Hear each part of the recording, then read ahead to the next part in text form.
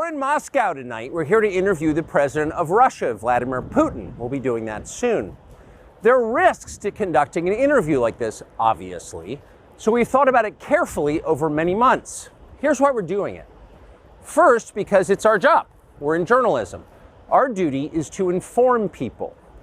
2 years into a war that's reshaping the entire world, most Americans are not informed. They have no real idea what's happening in this region, here in Russia or 600 miles away in Ukraine. But they should know. They're paying for much of it in ways they might not fully yet perceive. The war in Ukraine is a human disaster. It's left hundreds of thousands of people dead, an entire generation of young Ukrainians, and it's depopulated the largest country in Europe. But the long-term effects are even more profound. This war has utterly reshaped the global military and trade alliances, and the sanctions that followed have as well. And in total, they have upended the world economy. The post-World War II economic order, the system that guaranteed prosperity in the West for more than 80 years, is coming apart very fast, and along with it, the dominance of the US dollar. These are not small changes. They are history-altering developments. They will define the lives of our grandchildren. Most of the world understands this perfectly well. They can see it. Ask anyone in Asia or the Middle East what the future looks like. And yet the populations of the English-speaking countries seem mostly unaware. They think that as nothing has really changed. And they think that because no one has told them the truth. Their media outlets are corrupt. They lie to their readers and viewers. And they do that mostly by omission. For example, since the day the war in Ukraine began, American media outlets have spoken to scores of people from Ukraine, and they have done scores of interviews with Ukrainian President Zelensky. We ourselves have put in a request for an interview with Zelensky, and we hope he accepts. But the interviews he's already done in the United States are not traditional interviews.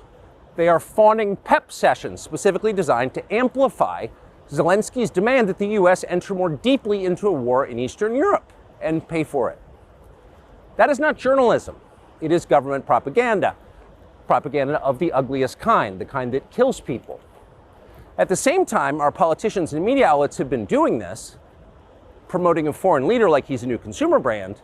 Not a single Western journalist has bothered to interview the president of the other country involved in this conflict, Vladimir Putin. Most Americans have no idea why Putin invaded Ukraine or what his goals are now. They've never heard his voice. That's wrong. Americans have a right to know all they can about a war they're implicated in, and we have the right to tell them about it because we are Americans too. Freedom of speech is our birthright. We were born with the right to say what we believe. That right cannot be taken away no matter who is in the White House. But they're trying anyway. Almost 3 years ago, the Biden administration illegally spied on our text messages and then leaked the contents to their servants in the news media. They did this in order to stop a Putin interview that we were planning. Last month, we're pretty certain they did exactly the same thing once again, but this time we came to Moscow anyway. We are not here because we love Vladimir Putin. We are here because we love the United States, and we want it to remain prosperous and free.